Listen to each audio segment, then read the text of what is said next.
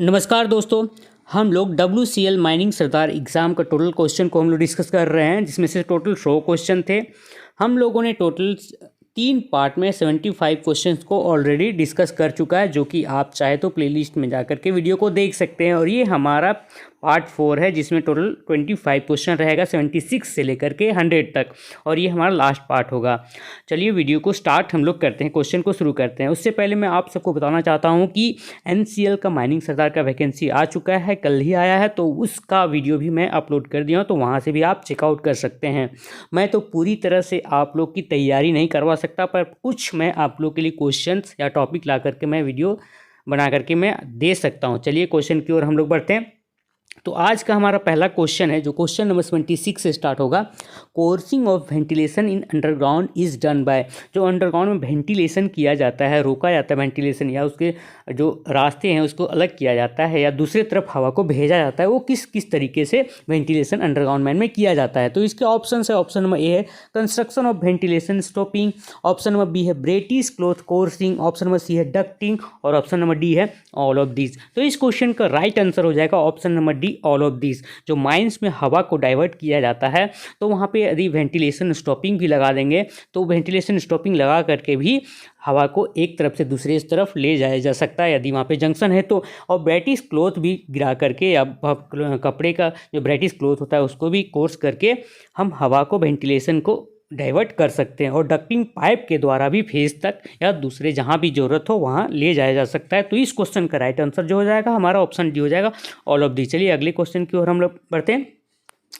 अगला क्वेश्चन हमारा question number 77, switch gear relates to. Switch gear किससे संबंधित है? इसके ऑप्शन नंबर है support system, option number B है electrical system, option number C है ventilation system, option number D है मोटर व्हीकल।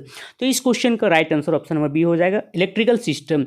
जो स्विच गियर होता है, मेन इलेक्ट्रिकल पावर से लेकर के एक स्विच होता है, एक गियर होता है, गियर बॉक्स होता है। अंडरग्राउंड में, ओपन कास्ट में भी स्विच गियर यूज़ किए जाते हैं, और वहाँ से जो मशीनरी तक करंट को भेजा जाता है, तो वो स्विच गियर से ही भेजा जाता है। स्विच गियर मेन कनेक्शन से होकर के आता है। तो ये जो है सो इलेक्ट्रिकल सिस्टम से रिलेटेड है स्विच गियर, जो अंडरग्राउंड और ओपन कास्ट माइंस दोनों में इस्तेमाल किया जाता है। अगले क्वेश्चन की ओर बढ़ते हैं। क्वेश्चन नंबर 26 है stone dust barrier. Stone dust barrier relates to. Stone dust barrier जो है वो किससे संबंधित है? इसके ऑप्शंस है, स्टोन डस्ट बैरियर का शॉर्ट फॉर्म भी पूछा जाता है SDB, ये भी आप याद रख लीजिए।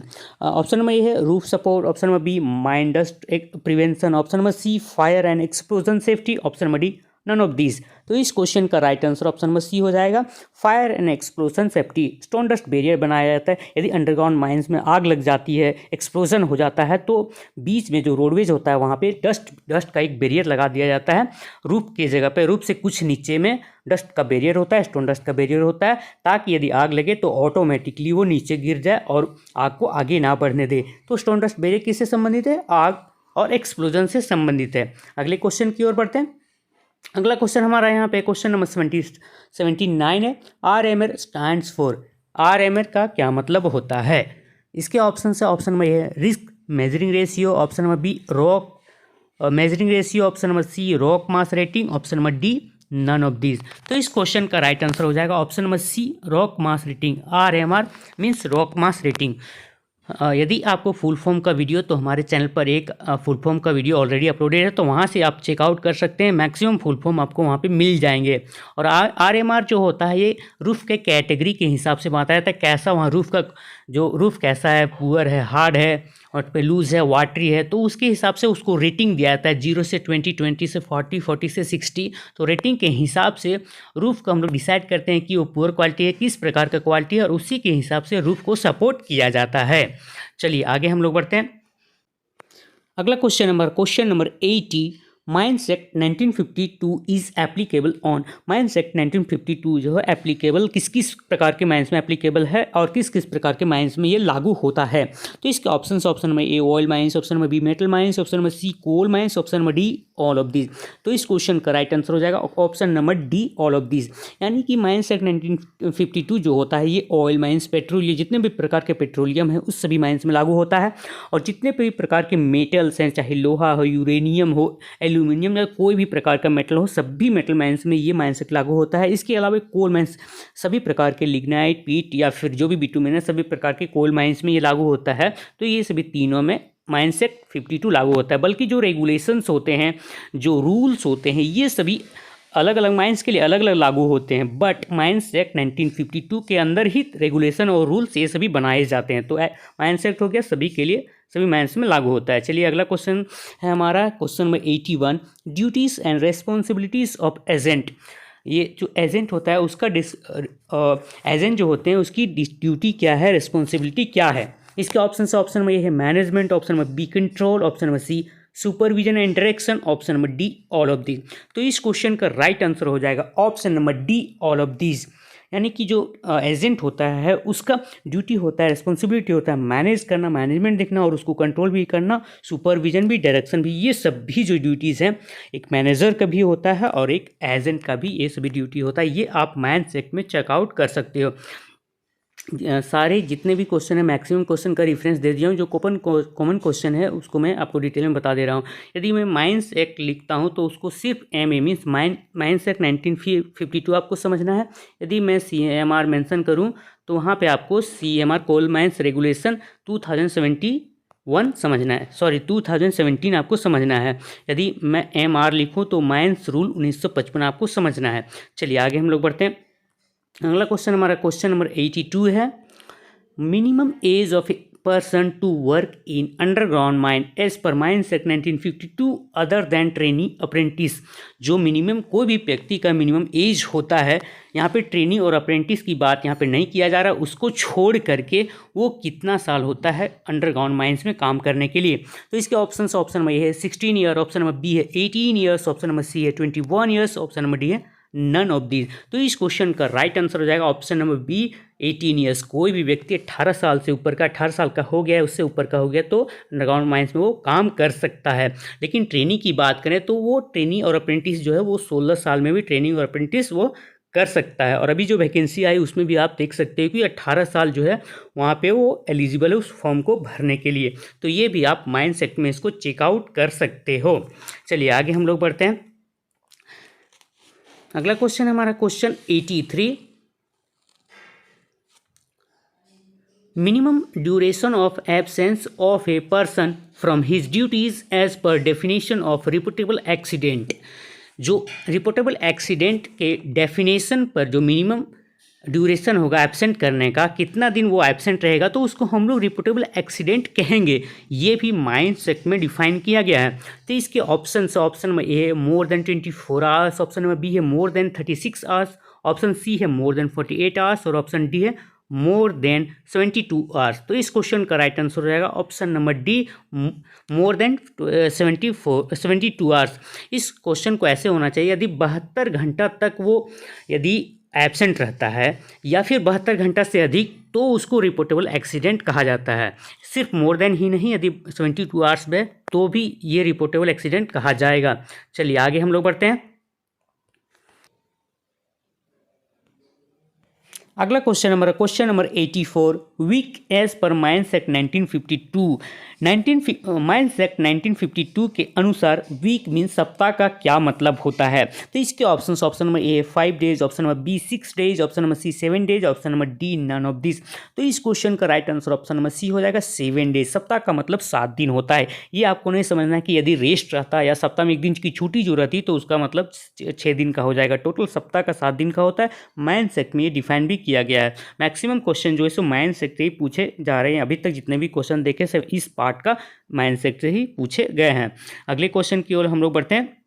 क्वेश्चन नंबर 85 है, stripping ratio is a ratio of. Stripping ratio किस प्रकार के रेशियो को बोलते हैं। स्ट्रिपिंग रेशियो को SRB शॉर्ट में बोला जाता है और एग्जाम में शायद पूछ भी सकता है, तो आप शॉर्ट फॉर्म को जरूर याद रखिए। मैक्सिमम एग्जाम में पूछे भी जाते हैं और उसका आप वीडियो भी चेकआउट कर सकते हैं। इसके ऑप्शन देखो, ऑप्शन नंबर ए है 1 cubic metre of coal ratio of in cubic metre, option number B 1 cubic metre of coal ratio of in ton, option number C 1 ton of coal ratio OB in cubic metre, option number D 1 ton of coal ratio OB in ton. तो इस question का right answer option number C हो जाएगा 1 ton of coal ratio OB in cubic metre. कभी भी कोयले को जो मेजर करते हैं वो हमेशा टन में ही मेजर किया जाता है और जो OB को मेजर किया जाता है वो हमेशा क्यूबिक मीटर में ही मेजर किया जाता है। तो ये आप याद रखिए। और इसी का जो रेशियो होता है कोल कोल 1 टन इन कोल और जो OB होता है उसको क्यूबिक मीटर का जो रेशियो होता है उसी को हम लोग स्ट्रिपिंग रेशियो या फिर ASR कहते हैं।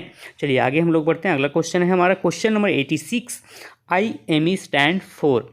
IME का क्या मतलब होता है? IME का फुल फॉर्म यहाँ पे पूछ रहा है नॉर्मली।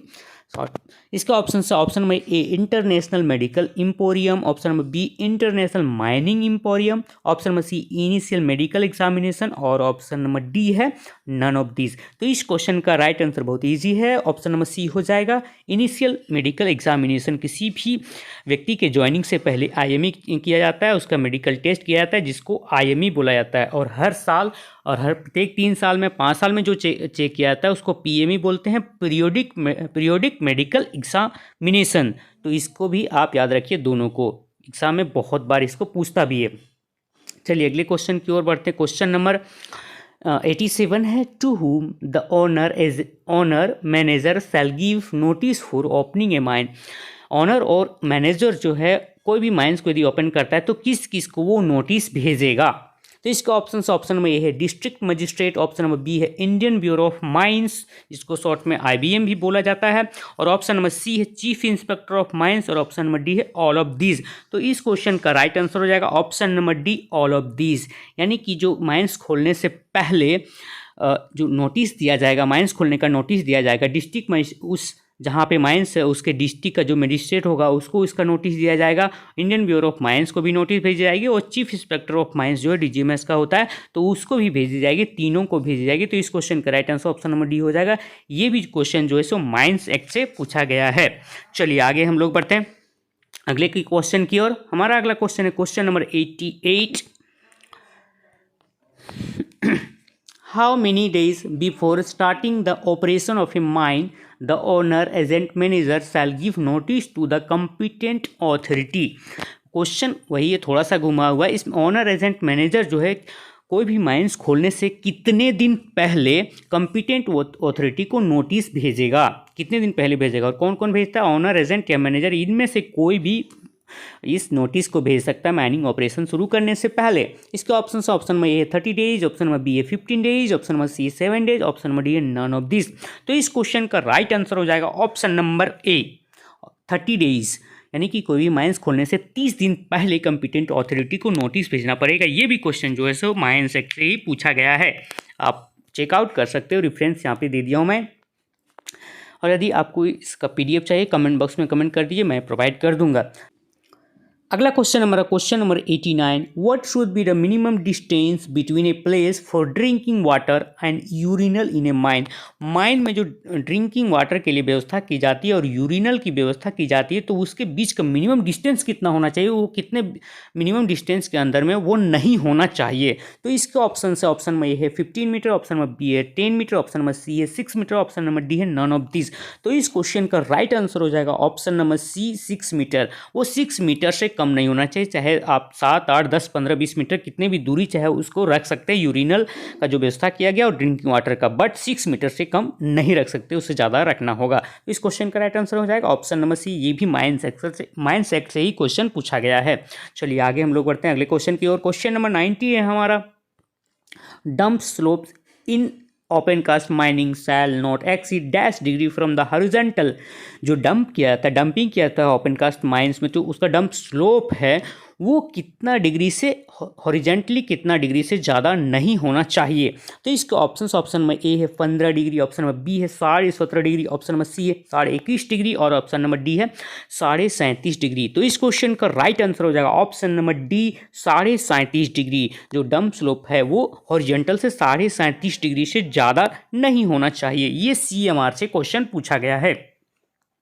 चलिए आगे हम लोग बढ़ते हैं अगले क्वेश्चन की और अगला क्वेश्चन हमारा क्वेश्चन नंबर 91 है। Women employment as per mines act 1952 is permissible between.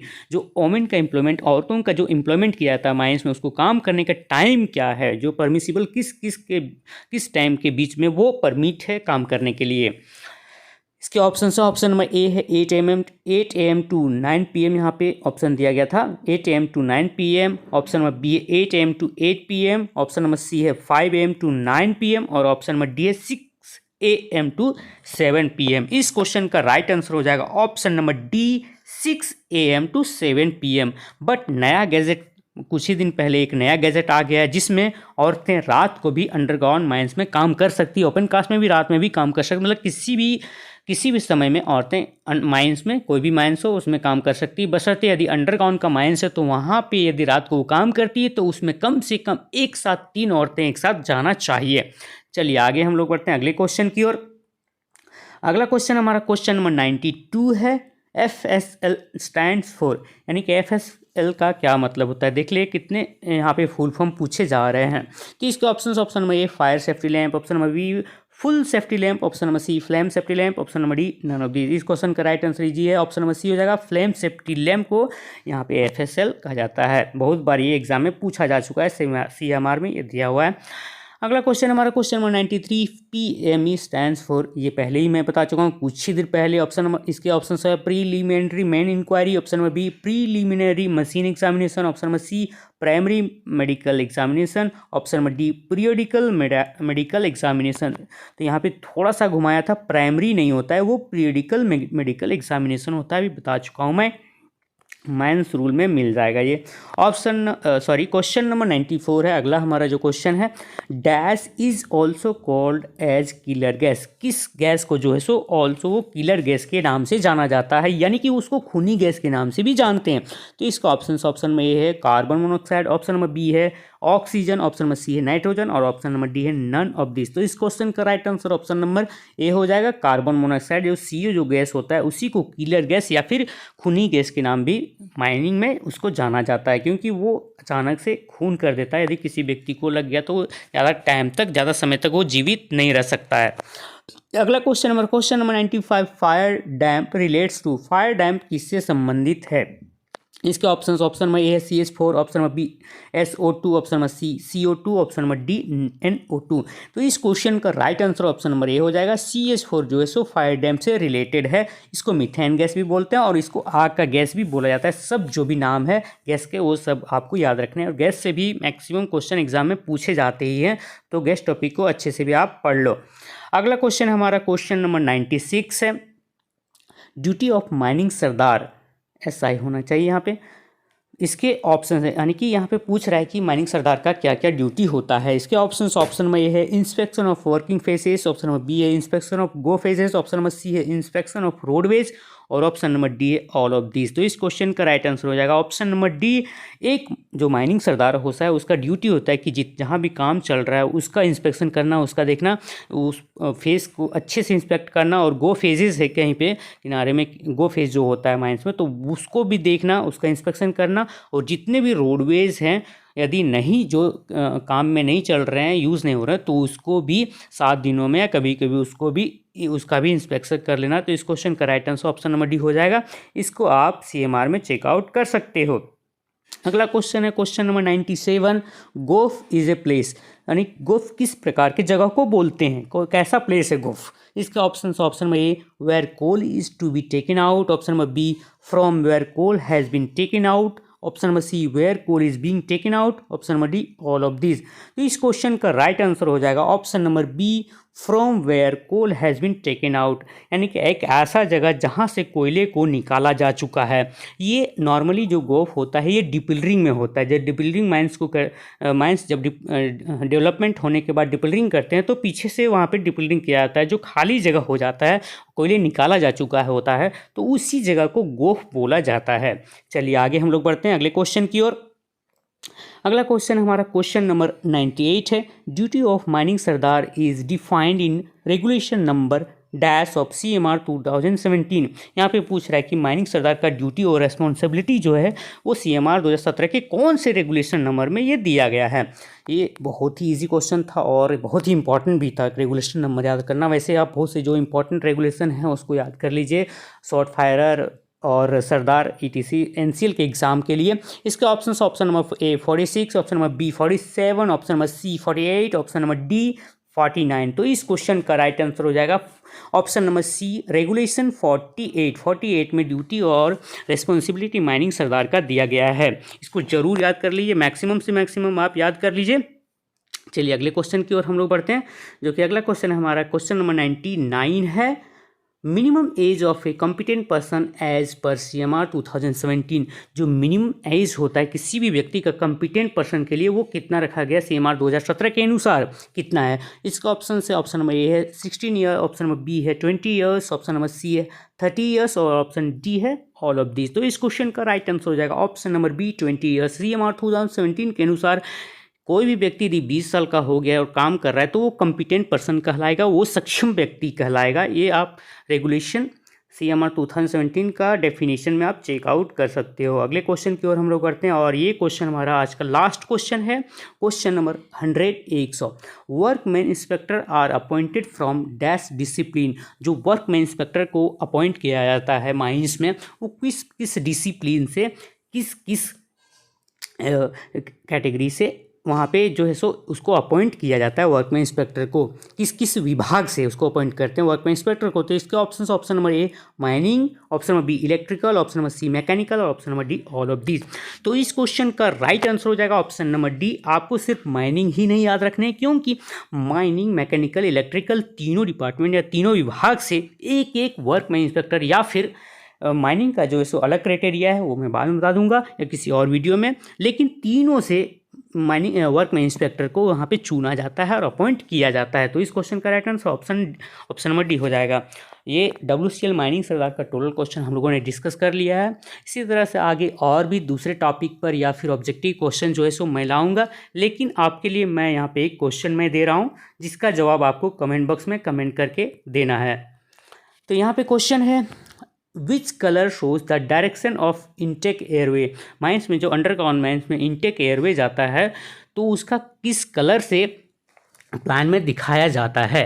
तो इसका ऑप्शन में ये है ब्लू, ऑप्शन नंबर B है ग्रीन और ऑप्शन नंबर C है रेड और ऑप्शन नंबर D है बंट सियाना। तो इस क्वेश्चन का जवाब आपको कमेंट बॉक्स में कमेंट करके बताना है। और ये चीज़ CMR में पूरा अच्छे से दिया गया है और एग्ज़ाम में भी इससे रिलेटेड मैक्सिमम पूछा भी जाता है। तो आप सबके हमारे साथ जुड़े रहने के लिए मैं आप सबको बहुत ही धन्यवाद करता हूँ।